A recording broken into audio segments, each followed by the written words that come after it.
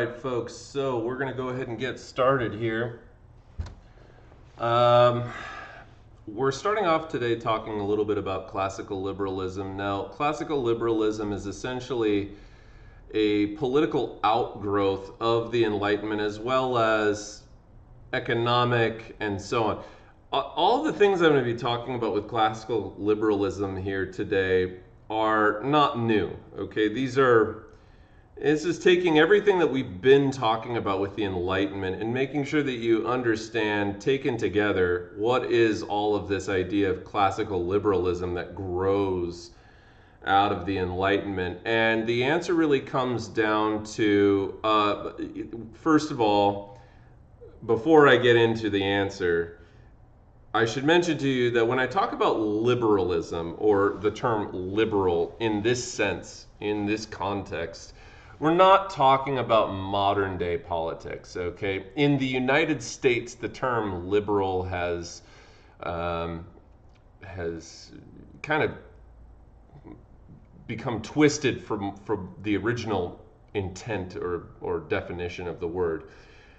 Typically, if you go anywhere in Europe and you talk about liberalism, you're talking about classical liberalism. Here in America, the term liberal has been used as a way of now slandering people with a particular political leanings, and it's kind of a bad word or a derogatory word if you call somebody a liberal. That's really not what the word was about. The term liberal, simply the root of it just means freedom, okay? If we think about the word liberty, okay? When we talk about liberalism, it's ideas surrounding freedom. And so when we talk about the political outgrowth of the Enlightenment, I need to emphasize to you that the Enlightenment thinkers were proponents of liberal thinking. What do we mean by liberal? Thoughts on freedom. Okay, thoughts on freedom. Freedom of press, freedom of speech, freedom of religion, etc. Okay, those kinds of things. Also, we have to emphasize that liberalism is not, and I want to emphasize this, not democracy. Okay, that being said, it is true that these liberal ideas down the line pave the way for democratic institutions to be put into place. But in the outset of the Enlightenment, none of the Enlightenment thinkers really wanted the democratic style governments. There was no faith or history with democracy in Europe at this time. All places were monarchical. They were all kings and nobles and clergy who had all the political authority. Remember that the Enlightenment, though, appeals to the bourgeoisie principally, the group of people who are educated but not nobles, okay? The upper middle class, as we might describe. And we also need to remember that the principles of the philosophers themselves were in many cases in support of absolutism, not democratically run style governments. All right?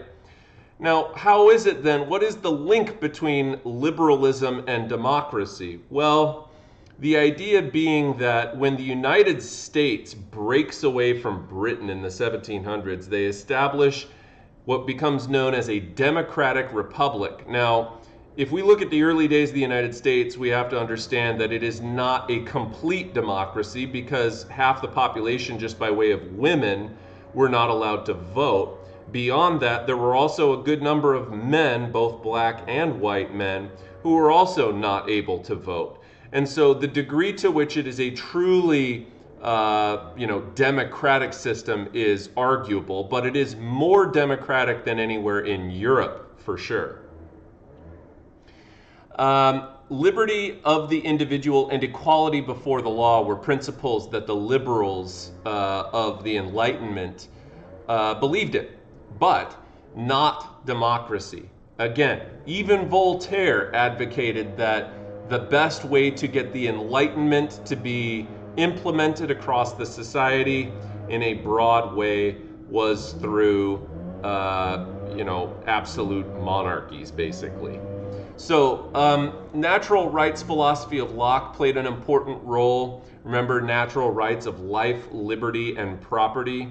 And of course, the impact of Locke and Montesquieu are clearly visible in the United States Constitution, which gets drafted in 1787. For example, they put into place that whole idea of the separation of powers, judicial, legislative, executive branch, and then as well in the Declaration of Rights of Man and Citizen, which is one of the most important documents of the early days of the French Revolution. Now, beyond that, you also see the implementation of Rousseau's general will, which became influential during the French Revolution. So these ideas down the line pave the way for democracy to begin to develop in limited fashion. But for the most part, European democracy is going to come quite a bit later. We will not really see democratic institutions start to proliferate throughout Western Europe until around the mid-1800s to late 1800s. All right. There's also, in terms of these liberal ideas, remember that it's not just limited to politics. Another way in which the liberal ideas of this time begin to spread are through economics, right? Sorry, there's a guy leaf blowing directly out in front of my house, so I apologize if it's noisy. So there's this belief in laissez-faire liberal economics proposed by Adam Smith in The Wealth of Nations, saying that the government should not interfere in the economy. There's a belief in progress through reason and education, human dignity, human happiness, the idea that changes can be made little by little and that society can benefit from these governmental changes. There's also ideas about religious toleration, freedom of speech, freedom of the press. The reason the term liberal gets confusing in modern day times is that modern day quote unquote liberals, as are termed here in the United States, have a tendency to be more in favor of regulating business rather than laissez-faire capitalism. To be honest with you, it's actually conservatives, billionaires and people who are the owners of mega corporations and stuff like that, who probably in some sense are the most liberal, quote unquote, of our society if we're using the classical liberal definition, because those are the business owners are the ones that are going to want to see the least regulations on business, the banks, the giant corporations, and so on. They don't want to have the government interfering in their day-to-day operations and would much rather be able to operate themselves free of government interference. But in terms of a social aspect, modern day liberals still, I would say, fit pretty well with the classical liberal term. If we leave aside the economics, if we look only at the kind of political, social side of things, modern day liberals would be in favor of things that take the government out of people's personal lives. That is to say, for example, it was a liberal agenda back in the early 2000s to get gay marriage laws passed, saying that the government shouldn't be able to determine what you do in your personal life in terms of who your partner is and stuff like that. And then other things too. But liberals have a tendency to be more these days in favor of social freedoms, but maybe not so much in favor of economic freedoms, the way that classical liberals were into capitalism and laissez-faire economics. New Christian groups began to oppose the Enlightenment. Why did they oppose the Enlightenment? Because remember, the Enlightenment had this kind of secular, almost atheistic, radical wing to it, where it seemingly attacked or at least undermined the principles of religion. And why is that important? Well, of course, religion is still an important feature to many people's lives, even today. However, even more so back in the days of the Enlightenment. And This is significant because there is a reaction from religious conservatives at this time who don't want to see the influence of the church taken away from from society or from their daily lives. And indeed, the Enlightenment thinkers had been proposing this idea that, you know, the universe works in a known, orderly way, that there are laws that are discoverable, that are measurable, that are predictable, that are experimentally replicatable, that will demonstrate this to people. And this, of course, upsets the more religious segments of the population, primarily, especially amongst peasant classes who retain a much more religious outlook on their lives rather than the upper middle class bourgeois who are educated. The relatively uneducated peasants, religion still tends to play a more important role in their lives, and they felt threatened by the notion that perhaps religion wasn't as important. So we see a couple of religious revivalist movements happen, particularly actually in America. There are two events that happen in America. You'll learn about them when you take AP US History if you end up taking it, which are the Great Awakening and then the Second Great Awakening. So the First and Second Great Awakening happened in the 17 and 1800s respectively. And these are these religious revivalist movements. And even to this day, America remains far more religious than most places in Western Europe. Pretty much after the Enlightenment, and especially after World War II, a lot of places in Europe pretty much turn away from organized religion. If we go to certain places in Europe like Sweden or England or even France, religious attendance there is quite low. I would estimate somewhere in the area of about 30% of the population goes to church, maybe less in some places. Sweden in particular. Denmark also very low, religious attendance in terms of Sunday services and stuff like that. Why is that? Well, you know, as we have continued to progress into a more modern time, the truth of the matter is one of the largest growing groups of not denominations, but one of the largest groups in terms of believers are non-believers in the United States. They're growing significantly. There's a tremendous number of people out there who really don't subscribe to any particular religious philosophy. And not that there's anything wrong with that, so I think that people can be moral and not necessarily be religious, but we tend to put a lot of emphasis on religion here in the United States, more so than in Europe. And so, you know, as you look at places across the globe, the Enlightenment is very much oriented towards this trend that kind of moves away from the religious dogmas of various faiths. In terms of the reaction, we have other people who try to reinvigorate people's religious beliefs. So German Pietism argued for spiritual conversion and religious experience. Methodism, which was an American denomination that developed during the First Great Awakening, sought for a spiritual regeneration and a moral life that would demonstrate that one has been, quote unquote, born again into a life of Christianity. And then the Jansenists in France argued against the notion that the Enlightenment philosophers had put forth of this impersonal God that doesn't really meddle in day-to-day affairs, but rather kind of has stepped aside and has allowed the universe to function as it was designed. And the Jansenists don't like that. They want to believe that there is a God that intimately interferes and plays a role in people's day-to-day lives. So what are the impacts of the Enlightenment? Well, of course, as I've been talking about the last few minutes, the emergence of a more secular worldview where people begin to value things like science and reason and empirical data collection and deductive reasoning and all of that sort of stuff. Also, the enlightened despots of Russia, Prussia, Austria, and France under Napoleon, who we'll talk about next unit, but we're going to be talking about enlightened despots, kings, absolute monarchs who embraced on a limited fashion certain ideas of the Enlightenment to improve their effectiveness of their state and of their rule. So we'll talk about those people as we move throughout the rest of the unit today.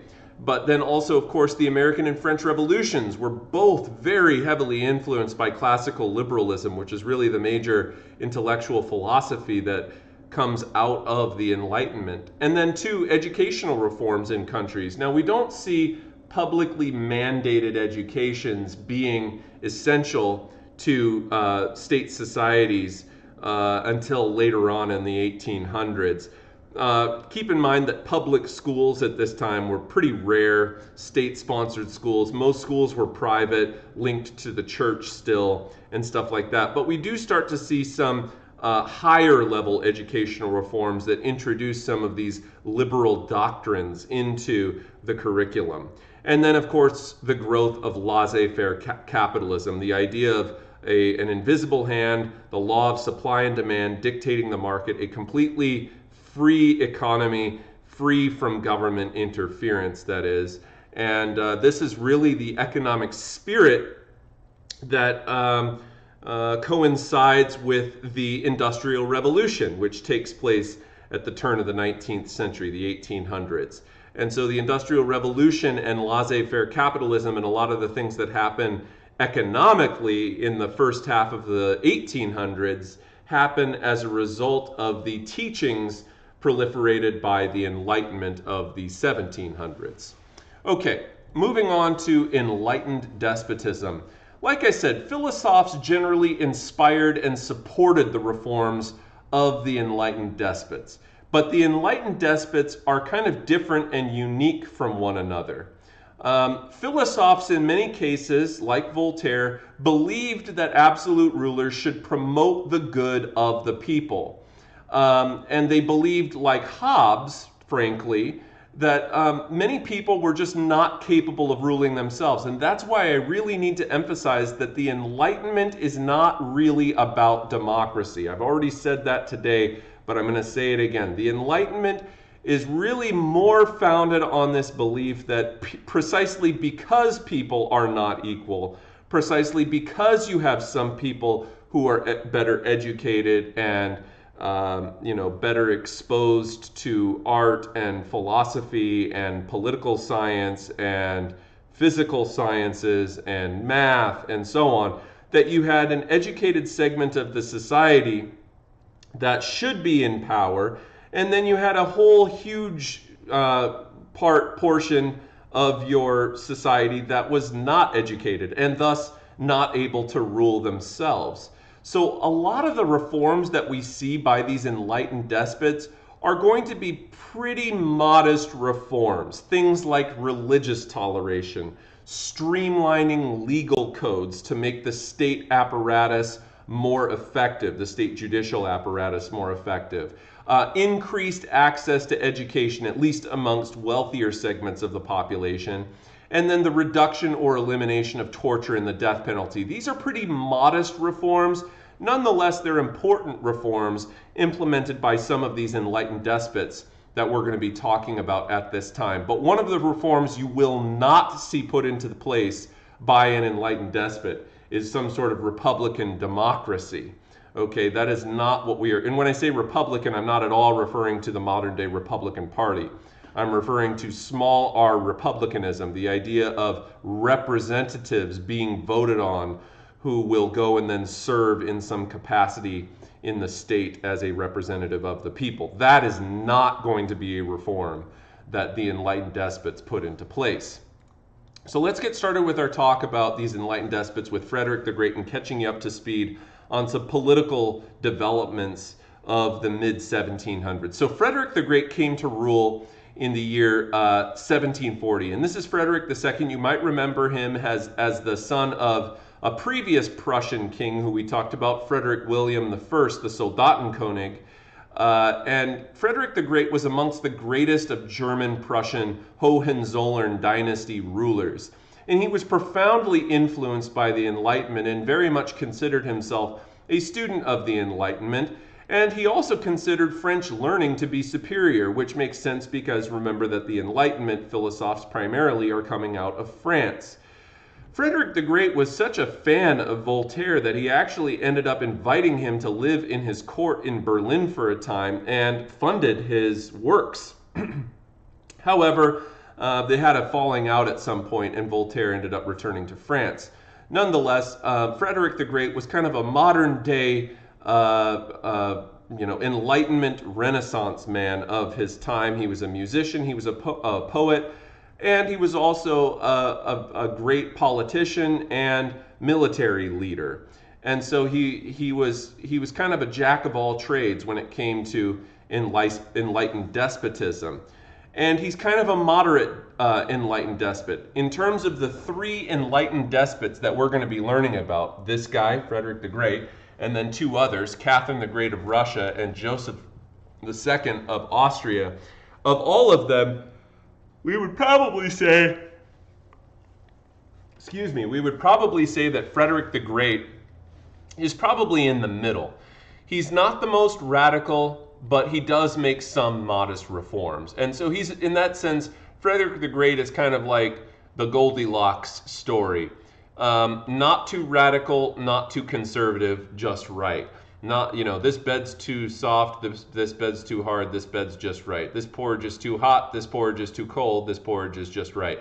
He's kind of like the just right. He was a good leader, but he's still an absolute ruler. We need to understand he's not going to be some over idealist or ideologue. When it comes to the Enlightenment, he's implementing very measured, calculated reforms and patronizing arts and literature and scholarly works, but he's not going off the deep end and trying to change the whole state around. Okay, wars of Frederick the Great. So the first 23 years of Frederick the Great's reign were dominated by warfare. In particular, the War of Austrian Succession happened right at the very start of his reign. And when he came to power in 1740, it was the same year that another European leader was coming to power, and her name was Maria Theresa. Now, if you'll recall, Maria Theresa was the daughter of Emperor Charles VI, Holy Roman Emperor Charles VI. And Charles VI had issued something known as the Law of Pragmatic Sanction, which basically said that because he didn't have any sons, his daughter, Maria Theresa, would be the one to take over the Austrian Habsburg dynasty when he died. Well, when he dies in 1740, she takes over in the same year that Frederick the Great becomes King of Prussia, just a little bit further to the north in Europe. And so Frederick the Great uses this opportunity where there's some, major changes happening in Europe's political scheme, to wage war against Austria. So the Prussians wage war against Austria in what became known as the War of Austrian Succession. Now, why did they do this? Was it because they didn't like Maria Theresa? Was it because they didn't think a woman was fit to rule? Well, maybe some people thought that, but in general, the real reason that they go to war with Austria is because they're looking to chip lands away from Austrian rule and absorb them into their own state. Because Prussia had been growing in size and military strength, and by the time that Frederick the Great comes to power, Prussia has developed quite a substantial military for its size. And so they're kind of itching to use this military to acquire more lands. And as they are acquiring these lands, they go to war with Austria and take over a region known as Silesia. Now, this War of Austrian Succession lasts from 1740 until 1748. And Frederick the Great defeated Maria Theresa and the Habsburg Austrians in the War of Austrian Succession. And their treaty, the peace treaty that would be negotiated at the end of the War of Austrian Succession, was one that would guarantee Prussia would retain control over Silesia. But the Austrians were very, very, very bitter about this. They were not a fan of having to give up Silesia to the Prussians. And so this really stuck with them, and Maria Theresa was furious about this conflict, and she would not forget about it. And that's why, and this is very important, you know, some historians will tell you that the War of Austrian Succession was really just the preamble to a much bigger conflict that happened in Europe that broke out just a few years later after the Treaty of Aix-la-Chapelle was signed in 1748. In 1754, just 6 years after that treaty was signed, there was going to be some new conflict broiling between Prussia and Austria over that very same region of Silesia. And the reason that this is significant is because the 7 Years' War starts as a conflict between Prussia and Austria, but ultimately results in a global conflict that creates widespread warfare across the entire planet, extending even into various colonies of the British and French. In particular, the 7 Years' War, which lasts from about 1754 until 1763, and yes, I do know that that is 9 years, not 7, but technically, if we're being honest, the 7 Years' War starts 2 years before the actual date that it allegedly starts, which is in 1756. Nonetheless, the conflict really starts broiling over in 1754, and then true war breaks out in 1756, and then the conflict lasts until 1763. But it's really after the Treaty of Aix-la-Chapelle that Prussia begins to become recognized as really the most powerful of all of the German states, and really one of Europe's great military powers as well. And here you can see the territory of Silesia that I was talking about. Also, don't forget that Prussia participated, as we'll talk about with Russia later, Prussia participated in taking over some of those areas of Poland, right? In the partitions of Poland. So the Kingdom of Poland had seen its boundaries chipped away and taken over by the Prussians. And the next, and that would be like really the next major acquisition was because they acquired this after they acquired this. So they acquire Silesia first, okay? And then they acquire these territories between Silesia and Prussia up here of the Kingdom of Poland and incorporate those into the entire state of Prussia. So Prussia is growing significantly at this time. Okay, and then it's when the 7 Years' War breaks out. And the 7 Year War breaks out, the main cause of this war breaking out is when Maria Theresa sought to regain that territory of Silesia and gained Russia and France as allies. And that is really important. So the goal of Austria, Russia, and France, now operating as allied nations, was to conquer Prussia utterly and completely and divide its territories amongst the winners. And they came awfully, awfully close to doing this, although it ends up being unsuccessful, but we'll explain why a bit later. Now, why is it so significant that Austria reached out to France and Russia as their allies? Well, we need to just remember here, think about how many times in our class, going back to the beginning of the year, that France has gone to war with the Austrian Habsburgs. The French and the Austrians do not exactly have a very, glowing reputation with one another. They both get along very, very poorly throughout the majority of this class. However, we see a new diplomatic revolution of 1756 where international diplomacy turns to kind of this new alignment of European powers between some of these southern European powers like France, Austria, and Russia allying with one another really for the first time in the last several hundred years. for the first time ever, really, because Russia doesn't really exist much prior to the mid-1500s. And France, notably, had gone to war many times with Austria and allied themselves with the Ottomans down here. Okay, so the French had much more characteristically actually gotten along with the Ottomans and gone to war against the Austrians. But in the 7 Years' War, they changed their allegiances and they are now allied with Austria and Russia.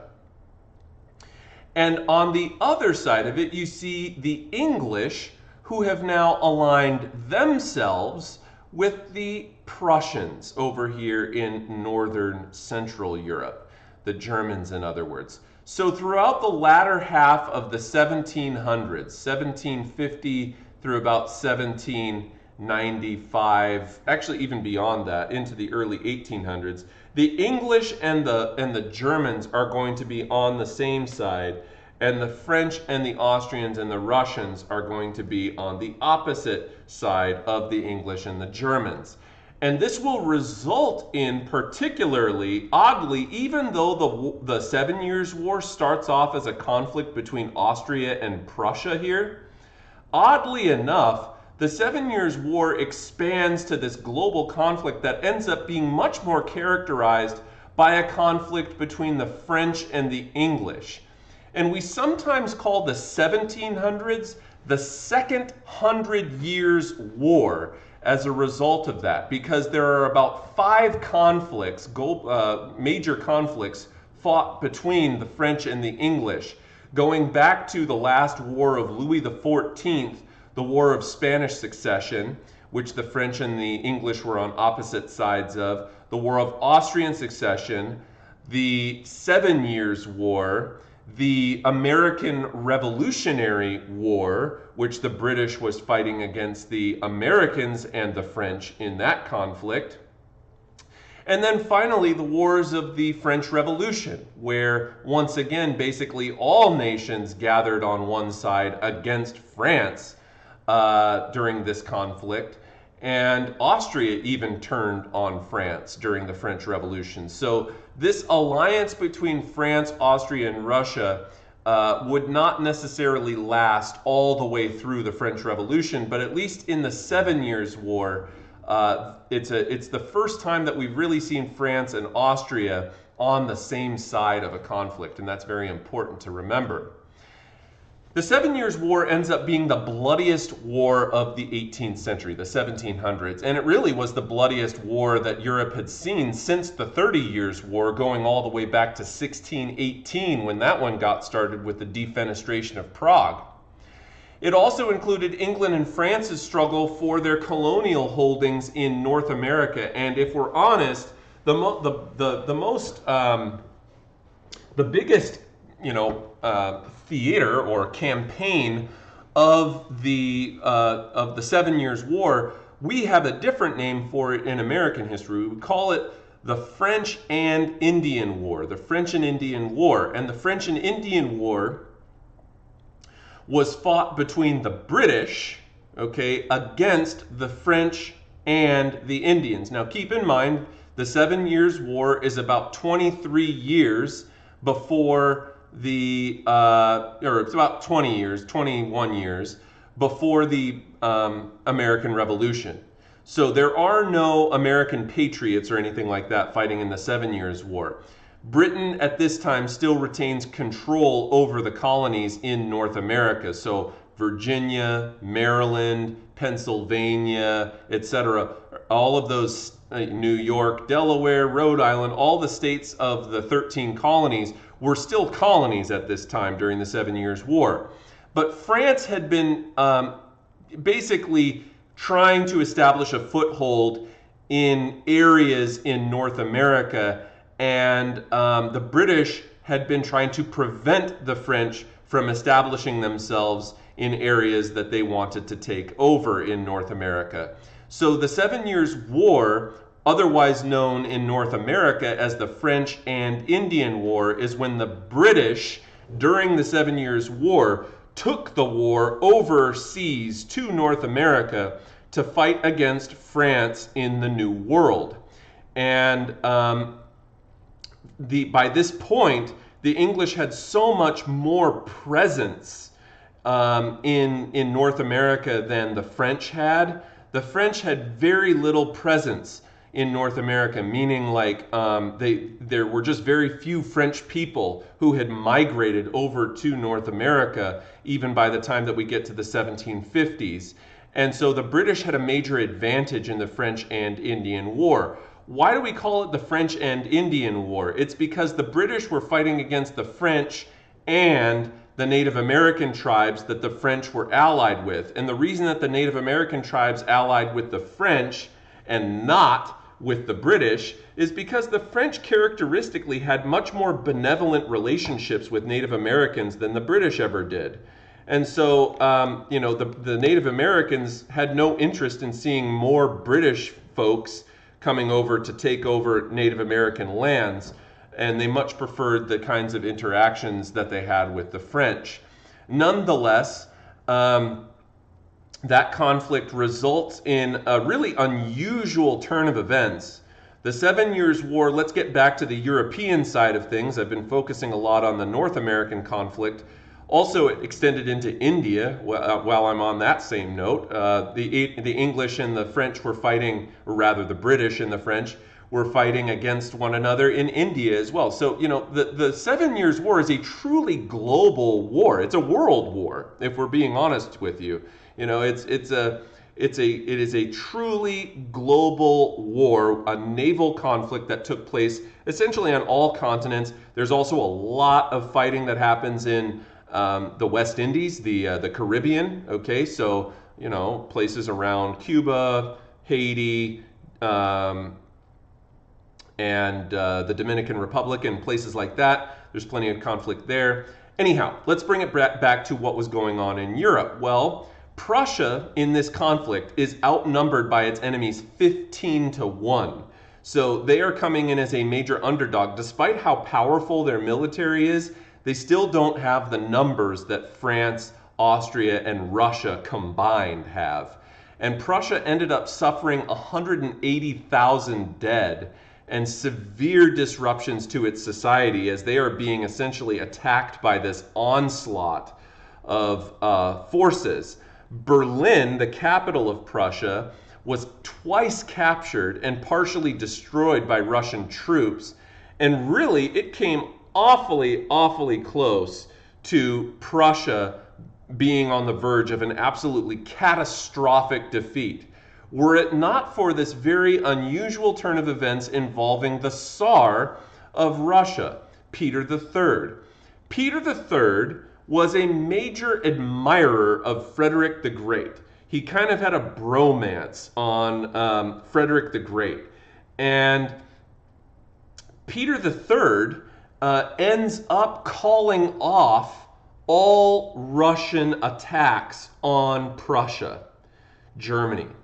And when Peter the Great pulls Russia out of this war, it really essentially saves Prussia from almost certain defeat.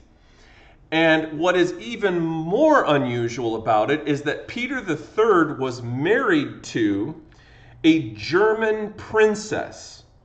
And the German princess that he was married to ended up becoming involved in a plot to assassinate her husband, Peter III. So on one hand, Peter III saves Prussia from being absolutely obliterated, and then he gets promptly assassinated by his German wife, which is really an unusual turn of events, but nonetheless, that's how history works sometimes. And this is really important too, because Catherine was her name, and Catherine happens to be one of the 3 enlightened despots that we are talking about today. So Catherine the Great is actually a German princess who marries into the Russian Romanov dynasty and ends up becoming one of the best and most loved Russian rulers of all time, even though she's not Russian. She married into the Romanov dynasty. And so anyhow, Peter III only reigned for a short time in Russia, but his most notable contribution to history is pulling the Russian troops out of the 7 Years' War and essentially saving Prussia from certain defeat. The end of the 7 Years' War comes with something known as the Treaty of Paris of 1763. And the Treaty of Paris is very important, but not because it establishes a long-lasting peace.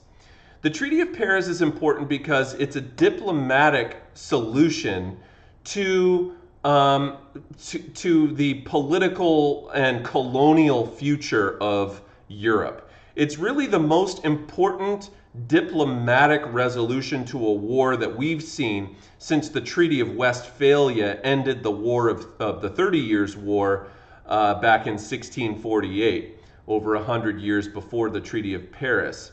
What did the Treaty of Paris do? Well, Prussia got to permanently retain Silesia, so Austria was unsuccessful. Despite how brutal the war was for Prussia, Austria was ultimately unsuccessful in recapturing Silesia, and those lands stayed under the jurisdiction of Prussia. France lost virtually all of its North American colonies to Great Britain at this time, and Britain also gained considerable territory in India, where the French and the British had been fighting as well. So as I said, not super important in terms of the grand scheme of keeping the peace in Europe, because just 15 years later, actually not even, 12 years later, there's going to be a new conflict that breaks out called the American Revolutionary War. And even though that's not a European war, Europe finds itself getting involved in that, both by way of the Prussians and the French end up getting re-involved in the War of American Revolution. And so that happens in 1775-76 when the War of American Revolution breaks out. But anyway, this is more important for setting up how Britain is essentially going to become the most powerful colonial empire on the planet.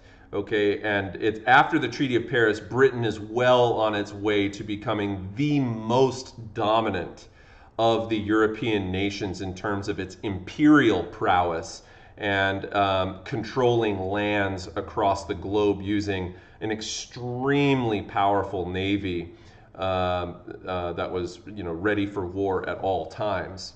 So that's going to be the Treaty of Paris that ends the 7 Years' War. And then you have, talking a little bit more about Frederick the Great here, some of the specific enlightened reforms. Remember, he's kind of moderate. Frederick the Great claimed that he saw himself as the first servant of the state in Prussia. And the destruction of the war, of the 7 Years' War in Prussia, encouraged Frederick to help make changes to improve society. Again, the idea that Frederick here is going to utilize certain limited aspects of Enlightenment philosophes to hopefully improve and retain his control over the state.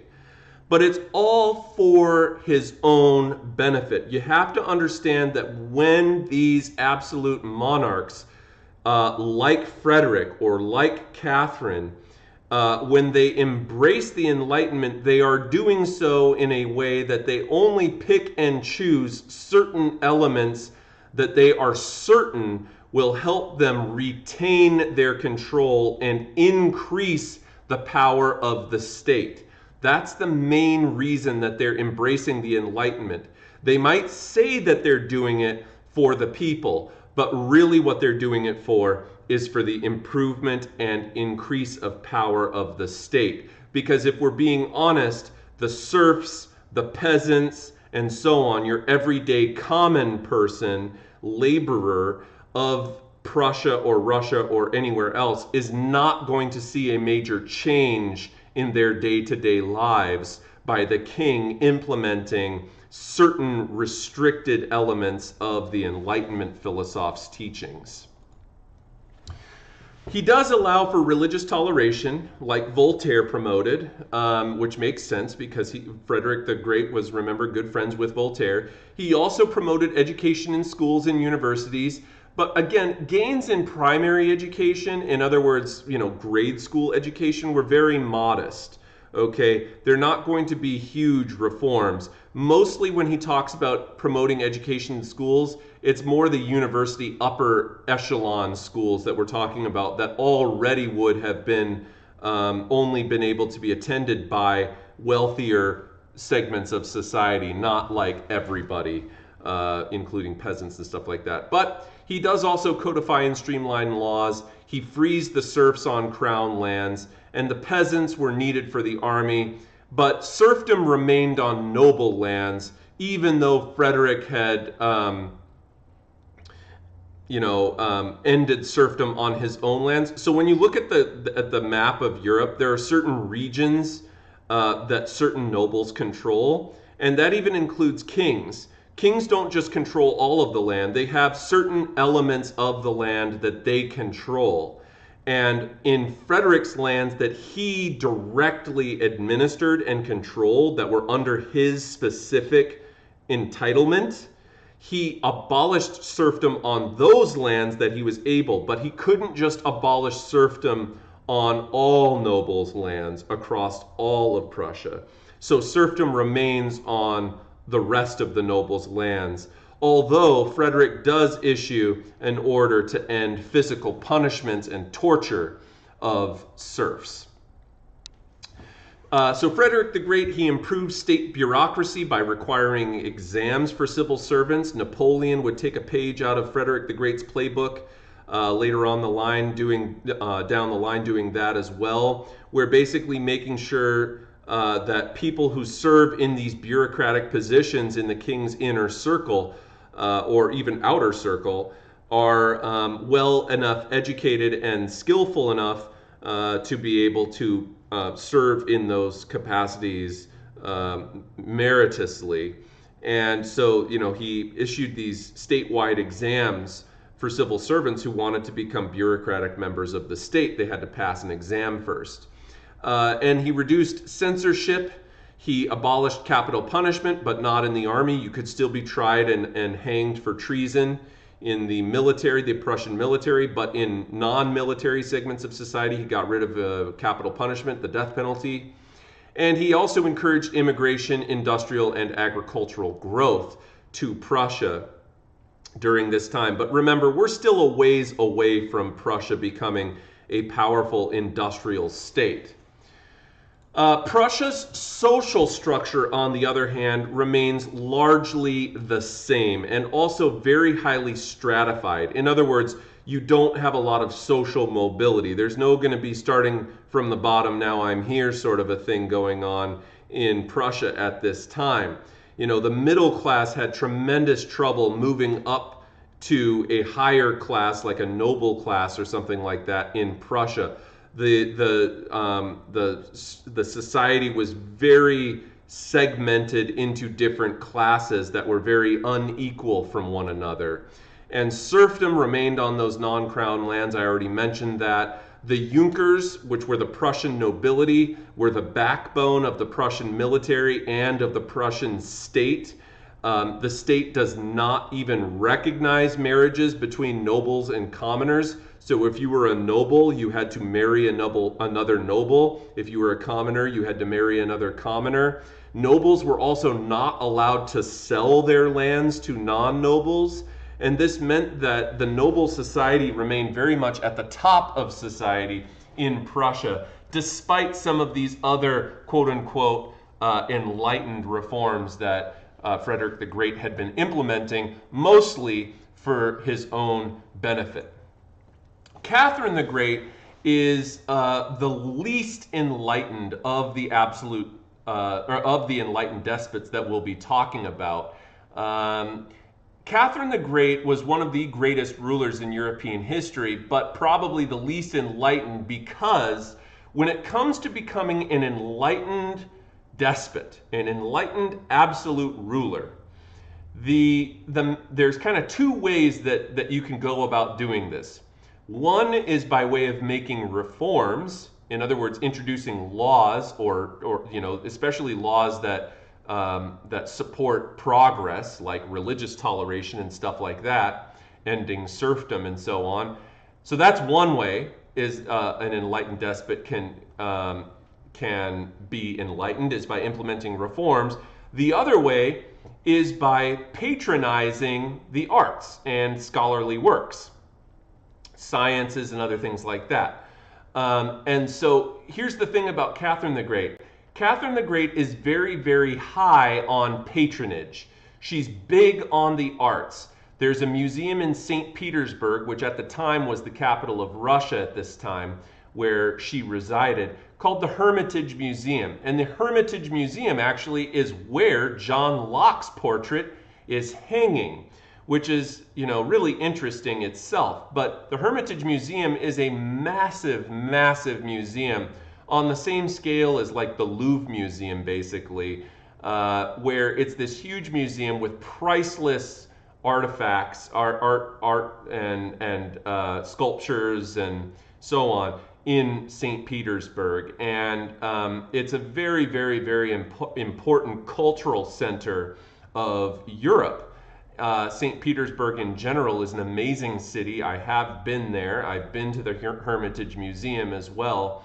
And Catherine the Great really financed a lot of art collection from around the globe, but especially around Europe, to be brought into the Hermitage Museum and put on her own personal display. She even hired Denis Diderot, author or editor rather of the first ever encyclopedia, who came on hard times in France at some point.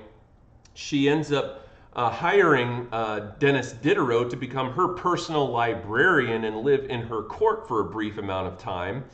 And she was a lover of French culture. She very much saw herself as a child of the Enlightenment, but she is pretty brutal too. She conspired against her husband to gain the throne and assassinate him.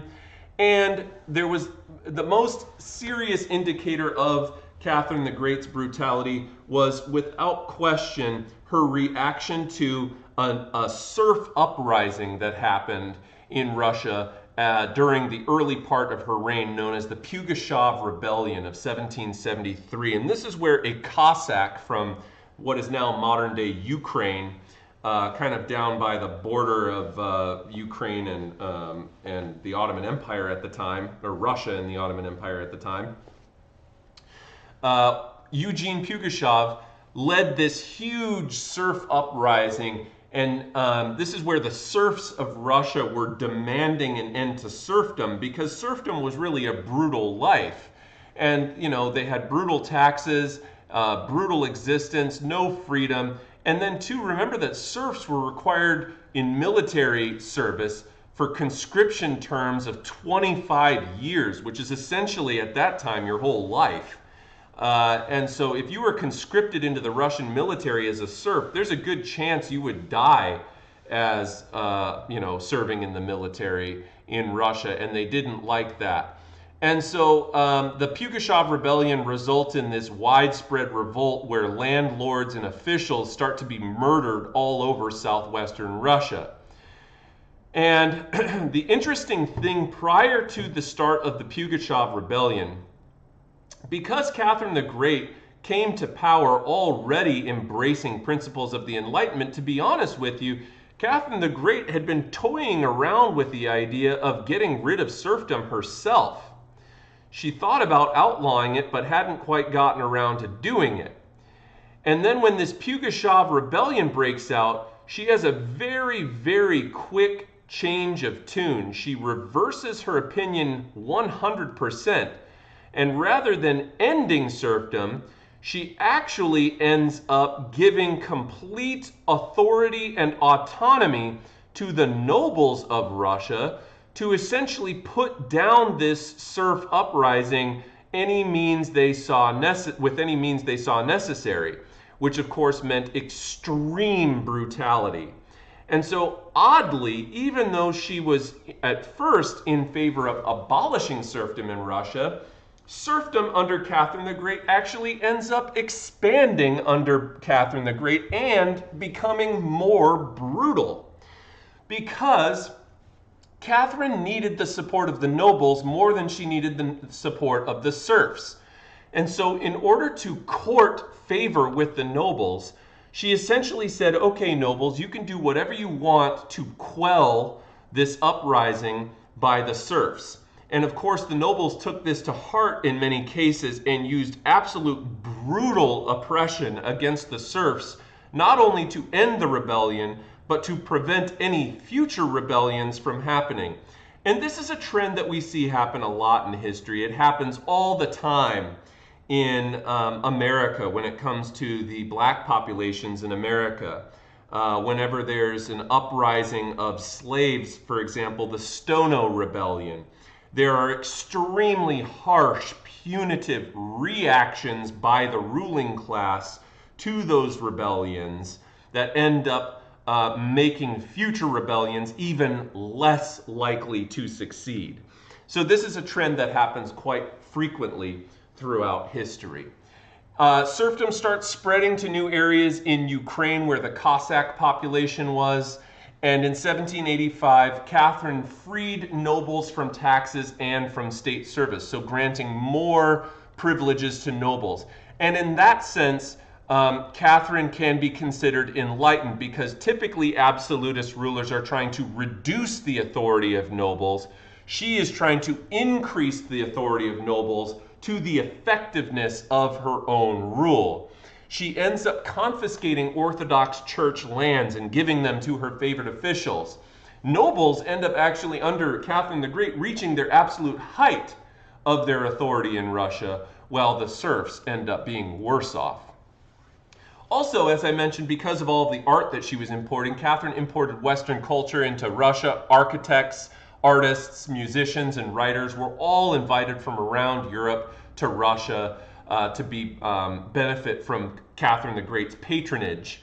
And culturally, Russia really began to gain the respect of Western European countries at this time, especially when Catherine started to institute some of these new museums and scientific societies and other things like that, and supported the first private printing presses, where a number of new books started to be printed in Russia, which increased dramatically after Catherine the Great's rule. So Catherine the Great is definitely an enlightened ruler, but she's one that we have to understand retains a sense of absolute brutality as well, because all of this is being done to aggrandize her own rule, her own effectiveness, and the effectiveness really of the state apparatus, the state government of Russia at this time. You might remember in the documentary that we watched called Empire of the Tsars, you saw a little segment about Catherine the Great and how she opened a school for girls, which is pretty unique as well. She restricted the practice of torture. She allowed limited religious toleration. She stopped the persecution of the old believers, the Streltsy in Russia, who had been persecuted going all the way back to Peter the Great's time. And Jews were even granted civil equality before the law. But nonetheless, there were still quite a few brutal punishments used to suppress, for example, the serfs and other things like that. She also strengthened local government by basically having these elective councils of nobles that would lead local governments from different regions. Here's the thing about that, though. That sounds borderline constitutional monarchy, because if you have elective groups of nobles who are making decisions on local levels, you would think that that would be almost like a constitutional monarchy. But the thing is that here's the thing with Catherine. She talks a good talk, but she doesn't walk a good walk. She implements these councils to inform her of local issues, but really a lot of times she is not at all obligated to accept any of these recommendations from these councils. She is basically saying, here's a council, you guys can meet together, you can elect each other, you can propose ideas to me, and then I'll take it into consideration, and if I like it, I'll accept it. If I don't, then I'm just going to shoot it down and ignore it. And that's really what happens most of the time. Shortcomings of Catherine's reforms, basically, really, under Catherine, only the state and the nobility benefit from her enlightened despotism. The serfs became even worse off under her rule. The other thing is that Russia under Catherine the Great acquires a lot of territory. They annex, for example, the partitions of Poland. So Russia played their fair share in that as well. And we've already seen this map that I went over one time with you guys. But these areas over here in green are the ones that Russia annexed as part of the partitions of Poland. They also, though, gained territories to the south in the Ottoman lands in Crimea, which was in the news relatively recently when Vladimir Putin sent Russian troops into Crimea to annex that from the Ukraine, which Crimea had previously belonged to the Ukraine.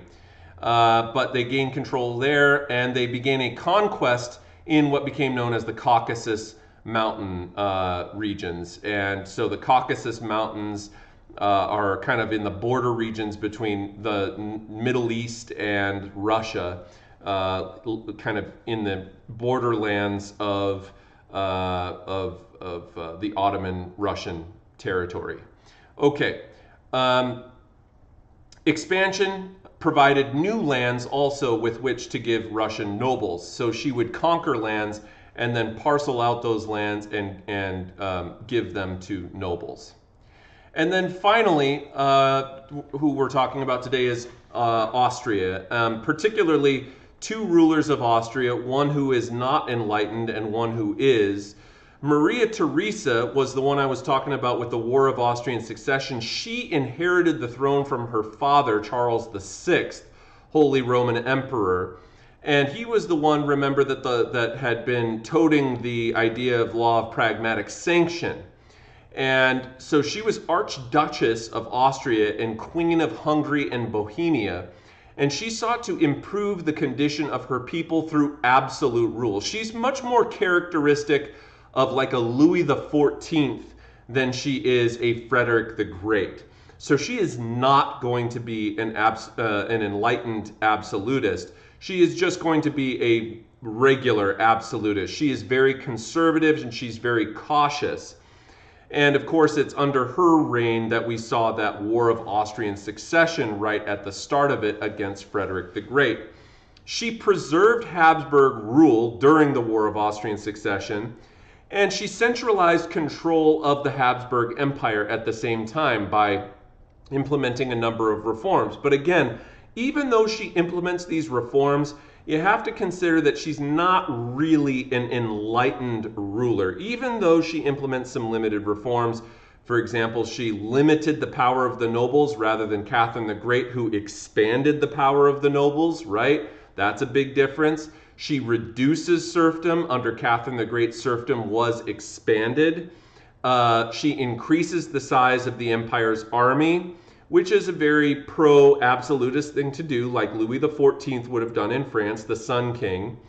She improved the tax system to make the tax system more accessible, or more efficient, rather. She reduced conflicts between various provinces within her empire. Remember that the Austrian Empire is a multi-ethnic empire with a lot of, different ethnic groups living there. Who not all the time did they get along with one another, so she was reducing conflicts between them. And she also did reduce the use of torture in legal proceedings, and much like Louis XIV, brought the Catholic Church under state control. Just like Louis XIV brought the French Catholic Church under the control of the state government of France, basically Maria Theresa does the same thing with the Austrian Catholic Church. She reduced the Pope's influence in Austria. She even started taxing the Catholic Church, and she believed that the church and the nobility were really the foundations of a strong state, as exemplified by Louis XIV of France. So she's much more stereotypically absolutist than she is enlightened. And she promoted economic development as well. She hoped that giving serfs freedom would make them more productive, would allow for the economy of Austria to continue to grow. She abolished the guild system. She abolished internal tariffs. She abolished, or rather, she encouraged immigration. She improved transportation. She supported private enterprise. So we are starting to see some quasi-capitalistic oriented policies in terms of her economic development of Austria. But again, we still can't say that Maria Theresa was enlightened, because despite her numerous reforms, at the end of the day, she herself was just not a fan of the Enlightenment, and really she does not go as far as others did in terms of one of the basic tenets of the most modest of enlightened reforms that guys like Frederick the Great put into place, which was religious toleration. And religious toleration is considered very, very modest in terms of reform, and even on that, she's extremely conservative. So that's why we can't really say that Maria Theresa was truly an enlightened despot, but she is a reformer and an absolutist.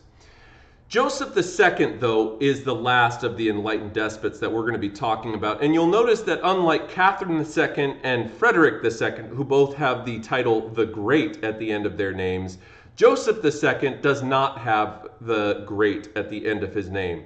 And he actually ends up being co-regent with Maria Theresa until about 1780 when she dies.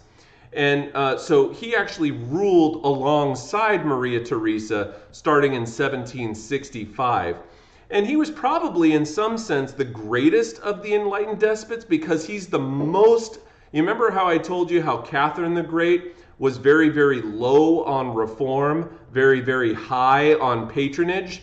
Joseph II was almost the other way around. He's very, very low on patronage, but very, very, very high on reforms. And he establishes for his time, some of the most radical Enlightenment inspired reforms of any despot of his day. Some of his reforms included, for example, abolishing serfdom and feudal dues, offering complete freedom of religion and civic rights to both Protestants and Jews, which had historically been treated very poorly in Catholic Habsburg-controlled Austria. And he also reduced the influence of the Catholic Church in Austria even more than Maria Theresa did. He instituted freedom of the press to some degree, at least a greater degree than Frederick II did. And then he reformed the judicial system and sought to make it equal for all citizens by abolishing torture and the death penalty. And he also expanded state schools, established hospitals, insane asylums, poorhouses, and orphanages.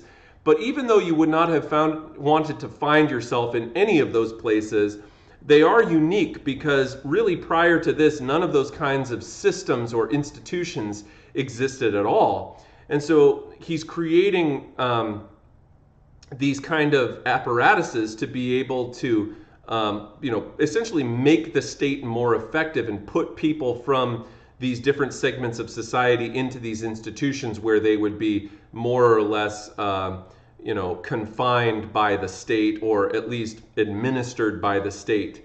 And a lot of times people in poorhouses and stuff like that would be made to work. You didn't want to be there, but at least it was better than being on the streets. Maybe. All right. The empire, though, declined. The Austrian Empire declines under Joseph II's reign because, in short, he was just trying to do too much too soon. And Austria, during Joseph II's reign, gets defeated several times in localized conflicts with the Ottoman Empire. The Belgians, the Austrian Netherlands, were in revolt during his rule. Russia is coming down into Ottoman territory and increasingly posing itself as a competitor to taking over lands in Southeast Europe and the Balkans that Austria had its eyes set on. And when Leopold II, the younger brother of Joseph II, takes over, he ends up reversing many of Joseph II's reforms just so that he can maintain control over the empire And it's famously known that Joseph II one time wrote of himself a suggestion for the epitaph, which is the engraving that goes on one's tombstone. He once said that the epitaph on his tombstone should read, "Here lies Joseph II, who failed in all he undertook." Because even in his time, he knew that the reforms that he was making was angering a lot of nobles, and that the reforms were destined to be reversed when he died. But he did it because he believed that it was putting Austria on a long-term path of viability for control in its corner of Europe. So that brings us to the end of today's lecture. Before I let you go, I just wanted to quickly mention to you that we have one more day where on Wednesday when we reconvene, you're going to have a number of assignments on Wednesday in terms of lectures and review quizzes and stuff, or not lectures, but video quizzes and stuff like that. You do have the reading guide assignment, which I made available to you on Friday afternoon. It has been open all weekend. If you've gotten a start on that, great. If you haven't, get started on that. It's already posted and ready to go. That is due for Wednesday. On Wednesday, I'm planning on giving you guys most of the class time to do the work.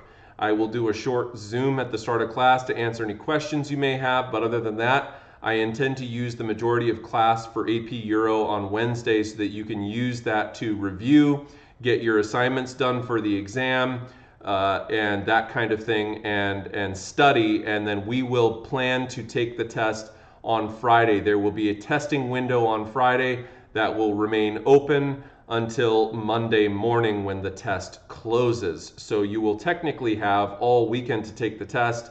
However, just keep in mind that it is a timed exam, and that if you do start the test, you need to finish it in one sitting, not start it, stop it, start it, stop it. So that is where we are at. I hope you all have a wonderful rest of your day, and we'll see you back on Wednesday.